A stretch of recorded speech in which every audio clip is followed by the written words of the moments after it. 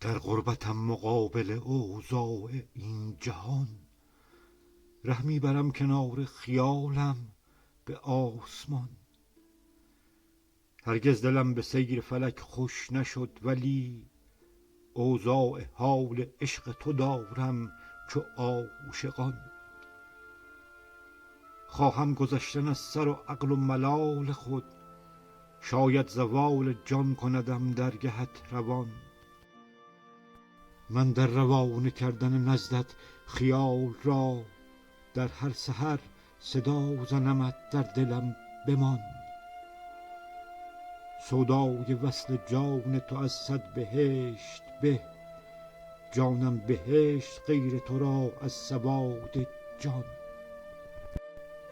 یک عمر بیم سود و زیان کرده غافلم، ناغافل از حضور تو شد از سرم زیان.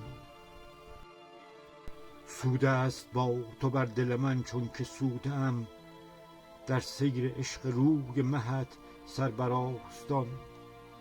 دنیا تمام فرصت احیای عشق توست، ورنه چرا حدود معین کند زمان.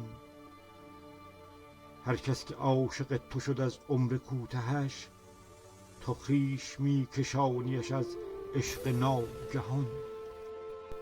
سودای عشق تا که کنی مرحمت به کس، عین الیقین رسد ز تو بر پرده گمان.